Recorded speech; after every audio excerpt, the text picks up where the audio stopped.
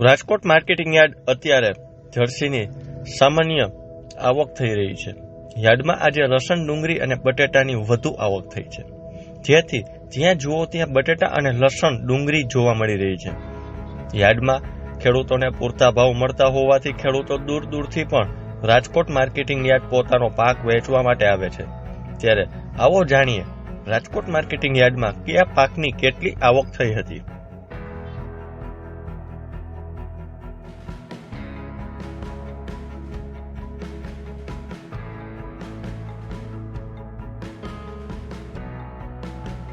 Rajkot marketing યાર્ડમાં આજે લસણની આવક 1110 ક્વિન્ટલ આવક થઈ છે, જ્યારે લસણનો ભાવ ખેડૂતોને 2640 થી 3600 રૂપિયા એક મણના બોલાયા હતા.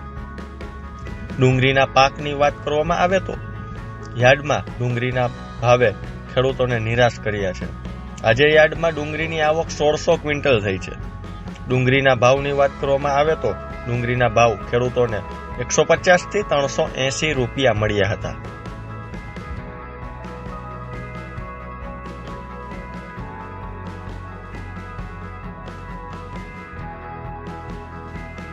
રાજકોટ માર્કેટિંગ યાર્ડમાં આજે બટેટાની સૌથી વધારે આવક થઈ છે. બટેટાની આજે 2990 ક્વિન્ટલ આવક માર્કેટિંગ યાર્ડમાં થઈ છે. બટેટાના ભાવ પણ ખેડૂતોને પૂરતા પ્રમાણમાં મળી રહ્યા છે.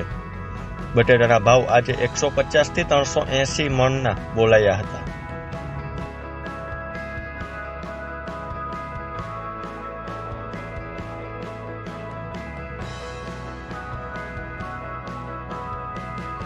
યાર્ડમાં આજે ટુકડા ઘઉંની આવક 1050 થી પીળા ચણાની 550, સોયાબીનની 400 અને તુવેર દાળની 500 ક્વિન્ટલ આવક થઈ છે.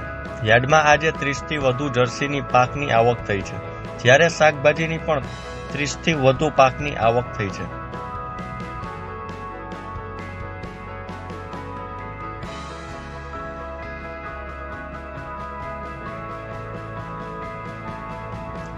શાકભાજીની પણ યાર્ડમાં મોટા પાયે આવક જોવા મળી રહી છે. યાર્ડમાં આજે ટમેટાની 1340 ક્વિન્ટલ, રીંગણાની 380 ક્વિન્ટલ, કોબીની 490 ક્વિન્ટલ, દૂધીની 400 ક્વિન્ટલ, લીલા મરચાની 475 ક્વિન્ટલ અને લીલા ચણાની 359 ક્વિન્ટલ શાકભાજીની આવક થઈ છે. આમ રાજકોટ માર્કેટિંગ યાર્ડમાં ખેડૂતોને પૂરતા પ્રમાણમાં ભાવ મળી રહ્યા હોવાથી અહીંયા મોરબી, સુરેન્દ્રનગર સહિત અનેક ગામોના ખેડૂતો પોતાનો માલ વેચવા માટે અહીંયા આવી રહ્યા છે.